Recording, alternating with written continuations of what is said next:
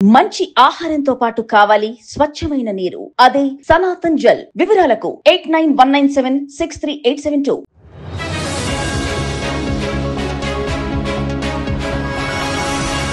అసలు ఎలాంటి వివాదాలకు తావు లేకుండా ఉండాలి అంటే ఒక ల్యాండ్ కొనేటప్పుడు ఎలాంటి జాగ్రత్తలు తీసుకోవాలి?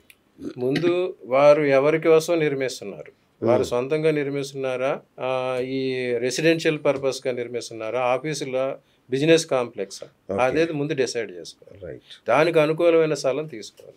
ఎక్కువ రెసిడెన్షియల్కి కనుక రెసిడెన్షియల్గా ఉన్నప్పుడు వారు ఆ భూమి పూజ చేసేప్పుడు వారి కోసం కాకుండా ఆ ప్రదేశంలో ఉండే వారందరికీ సుఖంగా ఉండటం కోసం, లోక కళ్యాణం కోసం అనేది అక్కడ భూమి పూజలో చేయాలి. ఈ తర్వాత ఇటువంటి వాస్తు దోషాలు, ఇటువంటి శల్య దోషాలు లేకుండా ఈ ఇప్పుడు శంకుస్థాపన చేసేవాడు మత్స్య యంత్రం స్థాపించాలి.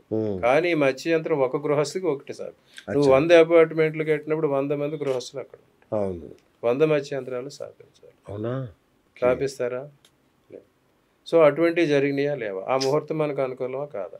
సరే, ఇవన్నీ జరిగిపోయిన తర్వాత ఈ గృహస్థులు ఆ ఇళ్లకు ప్రవేశించినప్పుడైనా, ఈ గృహప్రవేశం చేసేప్పుడైనా వారింట్లో మత్స్య యంత్రాన్ని స్థాపించుకోవాలి. పూజ గదిలో దాన్ని ఎవరికి వాళ్ళు ఈ రకమైన వాస్తు దోషాలు లేకుండా చేసుకోవాలి. అటువంటి పరిహారాలు కానీ తీసుకోవాలి. రెంట్కి వెళ్ళే వాళ్ళు కూడా ఈ జాగ్రత్తలు తీసుకోవాలా? రెంట్ అక్కడ నివాసం ఉన్న ప్రతి వారి మీద ఆ ప్రభావం చూపిస్తుంది. రెంట్ అద్దెకి వెళ్ళినా సరే నువ్వు అక్కడ ఉంటున్నావు, అక్కడ ఉన్నప్పుడు నీకు అక్కడున్న ఎండ వాన అని నీ మీద ప్రభావం చూపిస్తే అది పంచభూతాల ప్రభావమే. ఆ ప్రకారంగా వారికి ఏ రకమైన గృహం అనుకూలంగా ఉంటుంది, ఏ రకమైన ఫేసింగ్ అనుకూలంగా చేసి వారు కూడా ఈ జాగ్రత్తలు తీసుకోవాలి. సాధారణంగా ఎక్కువ మంది రెంట్ కొంటున్నారంటే దానికి బుధుడు కారకుడు. బుధ గ్రహం కానీ వారికి అనుకూలంగా లేవంటే వాళ్ళ ఇళ్ళు మారుతూనే ఉంటారు. అలాగే చంద్రుడు అనుకూలంగా లేకపోయినా వారు అద్దెళ్లలోనే ఉంటుంటారు.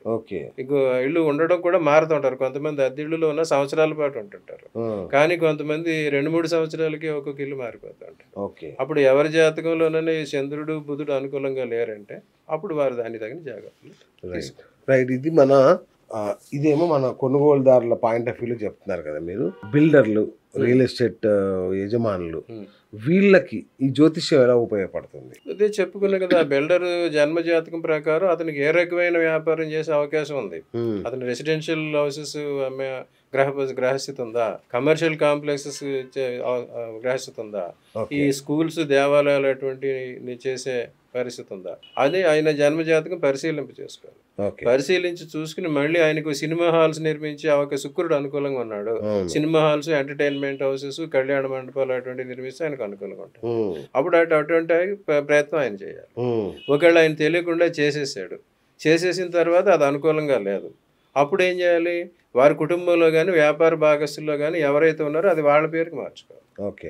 దాని ప్రకారం చేయాలి.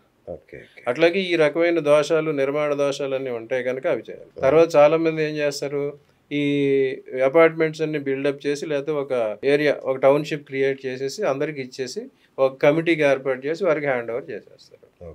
కానీ మనం గ్రామార్వణం ప్రకారం చూసుకుంటే ప్రతి గ్రామానికి ఒక గ్రామ దేవత ఉంటుంది. ఏ చిన్న పల్లెటూరు చూసుకున్నా మనకి ఆ గ్రామ దేవత. అట్లాగే ఇక్కడ మనం ఇప్పుడు సిటీలో ఒక టౌన్షిప్ నిర్మిస్తున్నామంటే అది ఒక గ్రామంతో సమానం.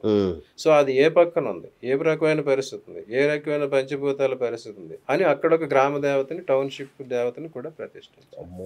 ఎందుకు టౌన్షిప్ వేస్తారు కానీ గుళ్ళు కట్టారు, ఏమాత్రం చేయరు. దానికి కారణం ఏం చెప్తారు? రకరకాల మతాల వాళ్ళు వస్తారు, ఏ గుడి కట్టడం, ఏ మతమైనా వాళ్ళ మీద గ్రహాల ప్రభావం తప్పనిసరిగా ఉంటుంది. దానికి సంబంధించిన పరిహారాలు వాళ్ళు చేసుకోవాలి. ఈ రకంగా ఎవరైనా టౌన్షిప్ నిర్మించినప్పుడు కనీసం ఈ మాత్రం జాగ్రత్తలన్నా పాటించాలి. తర్వాత ఇంకోటి ఏంటి, మీరు కమిటీని ఫామ్ చేసి వాళ్ళకి హ్యాండ్ ఓవర్ చేసేసిన తర్వాత అప్పుడు చాలా మంది అక్కడ చేరతారు. ఈ బిల్డర్ ఎటువంటి చేశాడో తెలియదు, ఎటువంటి లోపాలు ఉన్నాయో తెలియదు. ఇప్పుడైతే మనం గ్రామాల్లో ప్రతి సంవత్సరం గ్రామ దేవతకి జాతర చేసుకుంటాం. అట్లాగే ఈ అపార్ట్మెంట్స్ ఇటువంటి వాళ్ళు కూడా యాన్యువల్ డేస్ అని అటువంటి సెలబ్రేట్ చేసుకుంటారు. ఆ వాటి సమయంలోనైనా ఒక హోమం అందరికీ లోక కళ్యాణం కోసం, అక్కడ ఉన్న వాళ్ళంతా సుభిక్షంగా ఉండటం కోసం వాళ్ళందరి గోత్రనామాలతోటి ఒక హోమం చేసుకుని అప్పుడు ఏ రకమైన దోషాలు ఉన్నాయి తొలగించమని. ఒక చోట చూస్తాం, అక్కడ నీరు దొరకదు. నీరు 100 feet వేసాం, 200 feet వేసాం, 500 feet వేసాం, జలాభావం వస్తుంది. అక్కడ చంద్రగ్రహం అనుకూలంగా లేదు. అక్కడ కొన్ని చోట్ల పవర్ ఫెయిల్యూర్ అవుతూ ఉంటుంది ఎక్కువ. అక్కడ కుజుడుకు సంబంధించిన దోషం ఉంటుంది. అక్కడ వచ్చి వెళ్ళిపోతూ ఉంటారు ఎక్కువ మంది బుధుడికి సంబంధించి. ఈ రకంగా అటువంటి యాట్రిషన్ ఎక్కడైతే జరుగుతుందో దానికి ఏ గ్రహం కారకం చూసుకుని వారి అధిదేవతల్ని వారికి సంబంధించిన దేవతల్ని అక్కడ ప్రతిష్ఠించుకుని వాటికి సంబంధించిన పూజలు హోమాలు సంవత్సరానికి ఒకసారైనా వాళ్ళు నిర్వహించుకుంటే వారికి ఇటువంటి దోషాలు తొలగి వారు స్థిరంగా అక్కడ ఉండగలుగుతారు. సో ఇప్పుడు హైదరాబాద్లో ఏం కొనాలి అంటే కమర్షియల్స్ కొనాలా, నివసించే రెసిడెన్షియల్ అవి కొనుక్కోవాలా, లేదంటే ప్లాట్లు కొనుక్కోవాలా? దీని మీద ఒక సందేహం ఉంది. అసలు హైదరాబాద్ నగరంలో ఏది కొంటే మనకు ఉపయోగపడుతుంది? ఇప్పుడు ఆల్రెడీ హైదరాబాద్లో అబండెంట్గా ఉన్నాయి ల్యాండ్ కానీ అపార్ట్మెంట్స్ కానీ కమర్షియల్ ఇవన్నీ చెప్పాం. ఇవి ఏం జరిగింది, కోవిడ్ దగ్గర నుంచి ఎక్కువైపోయినాయి. కోవిడ్లో అందరూ బయట నుంచి వచ్చి ఇక్కడ ఏదో కోవిడ్ టైం చాలా చౌకగా ఉన్నాయని చెప్పి ఒక అపోహతో కొనేసారు. కొంతమందికి చక్కగానే వచ్చినాయి, కానీ ఇప్పుడు కోవిడ్ కన్నా తక్కువ రేట్ అయిపోయింది పరిస్థితి. అక్కడ కారణం ఏంటి, ఎవరికైతే కోవిడ్ కారకులు వచ్చి రాహుకేతువులు, అప్పుడు ఎవరికైతే రాహుకేతులు అనుకూలంగా ఉన్నారో వారు ఆ సమయంలో కొనుక్కున్న వారికి ఈ రేట్లు పెరిగినాయి. ఎవరికైతే అనుకూలం కాదో అవన్నీ తగ్గిపోయినాయి. ఈ రకమైన మ్యాడ్ రష్ అంటారు అన్నమాట. వెర్రీ రన్తో వెళ్ళి అవన్నీ కొనేశారు. ఎవరికి అనుకూలం ఏమో చూసుకోకుండా కొనేశారు. అవి ఇప్పుడు అమ్ముడవట్లేదని రకరకాలుగా ఇబ్బందులు పడుతున్నారు. సో వారు ఏ సమయంలో కొన్నారు, ఏ రకంగా కొన్నారు, ఎవరి చేత కొన్నారు, వారికి అది ఉన్నదా లేదా, వారి జన్మజాతకం పరిశీలింప చేసుకోవాలి. అక్కడ వాస్తు ప్రభావం కూడా చూసుకోవాలి. మన వాళ్ళు కొన్నాక చూపిస్తారు, అందరికి గృహప్రవేశం అప్పుడు చూపిస్తారు. దాని సంగతి నిజంగా ఈ లిటరసీ లేదు అసలు ఎవరికి కూడా. కొనక ముందు చూపించాలనేది ఎవరు పట్టించుకోరు. ఇదివరకైతే కాలంలో అయితే చూసి ఇక్కడ బ్రహ్మాండంగా చూసేవారు. ఈ రోజు అంతా కమర్షియల్ వాస్తు, ప్రతి వాళ్ళు ఈ బ్రోచర్స్ లో వాస్తు కంప్లైంట్. ఆ వాస్తు అంటే కేవలం ఈశాన్యం పంట మంట అదే చెప్తారు కానీ మిగతా చూడలేదు.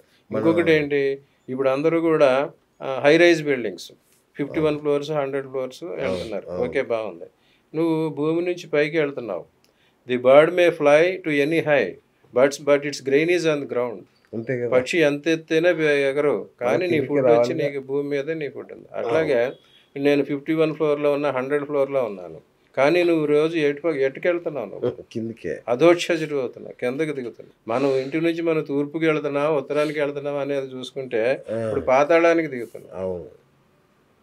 ఇది కూడా ఒక లోపమా? దాని ప్రభావం అందరూ ఉంటారు. మరి తూర్పు ఫేస్ చేసుకుని నార్త్ ఫేస్ అనుకుంటే మరి నువ్వు అటు వెళ్తే నీకు ఉపయోగం. నువ్వు ఎటు వెళ్తున్నావు, ఇప్పుడు నేల విడిచి సాము చేస్తున్నావు, ఆకాశంలో గరిడీలు చేసి కిందకు వస్తున్నావు. Where you are going? ఇటువంటి అన్ని ప్రభావాలు కూడా ఉంటాయి. చెప్పాను, they are building houses not homes. ఈ డ్యూరబిలిటీకి లాంగేవిటీకి చూసుకుని ఈఎంఐలకి బ్యాంకులకి ఉపయోగిస్తాయి తప్ప ఈ కుటుంబాలకి ఎవరికి వారికి అవి ఉపయోగించట్లేదు. సో ఇప్పటికైనా ఇటువంటి జాగ్రత్తలు తీసుకుని ఎవరెవరికి ఎటువంటివి ఉన్నాయి అనేది చూసుకోవాలి. మన హైదరాబాద్ పరిస్థితి చేస్తే అనాథరైజ్డ్గా 5 lakhs అపార్ట్మెంట్స్ కానీ వీళ్ళ బుల్డ్ హౌస్ కానీ వేకెంట్ ఉన్నాయి.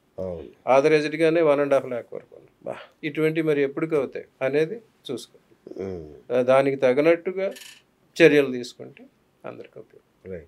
ఇల్లు కట్టుకునే వాళ్ళు కానీ ఇల్లు కొనుక్కునే వాళ్ళు కానీ ఎలాంటి జాగ్రత్తలు తీసుకోవాలి ముందే? ఇప్పుడు ఇంతవరకు మనం చెప్పుకున్నదే అది. వారు ఇల్లు కట్టుకోదలుచుకుంటే వారికి ఏ రకమైన భూమి ఉన్నది అనేది చూసుకోవాలి.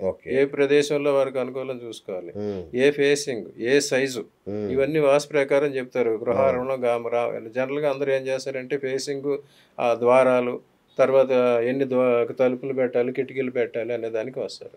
ఇప్పుడు కానీ అందరూ ఏం చేశారు, ఈస్ట్ ఫేసు నార్త్ ఫేసు అదొకటే మెయిన్ అనుకుంటున్నారు. కానీ ప్రతి గృహానికి 4 పక్కల ద్వారాలు ఉండాలి.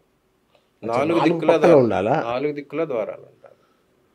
తర్వాత ఇప్పుడున్న పరిస్థితుల్లోకి వచ్చేసరికి తూర్పు వైపున ఉత్తరం వైపున రెండు భాగాలు వదలాలి. దక్షిణము పడమర ఒక భాగం వదలాలి. ప్లేస్ అన్నమాట. తూర్పున ఒక 5 గజాలు వదిలేరు, 6 గజాలు వదిలేరంటే పడమర వైపు 3 గజాలు ఖాళీ ఉండాలి. అలాగే నార్త్లో 6 భాగాలు వదిలేరంటే సౌత్లో 3 భాగాలు ఉండాలి. అది మినిమం. ఆ తర్వాత ప్రతి గృహంలోని ఈక్వల్ నెంబర్ ఆఫ్ ఈ డోర్స్ అవి ఉండాలి. అవి చూస్తారు. తర్వాత హైట్, ఆయం అంటారు అనమాట. ఈ ఆయం ఎంత అనేది కూడా చూసుకోవాలి. ఇప్పుడు అందరూ మాక్సిమం 10 feet ఇస్తున్నారు అపార్ట్మెంట్స్లో. కొన్ని చోట్ల 10 feet విత్ బీమ్ ఇస్తాడు. 10 feet వితౌట్ బీమ్ ఇవ్వాలి. అట్లా ఇదివరకు పురాతన కాలంలో మనుషులు 7 అడుగులు, కనీసం 21 అడుగులన్నా గోడలు. ఇప్పుడు ఏమన్నాయి, పురాతన కాలంలో నిర్మించిన ఆ దేవాలయాలు కానీ రాజకోటలు కానీ గృహాల్లో ఐరన్ వాడలేదు. ఇప్పుడు ఐరన్ వాడి నిర్మిస్తున్నారు, కానీ వాట్ ఈస్ దేర్ లైఫ్?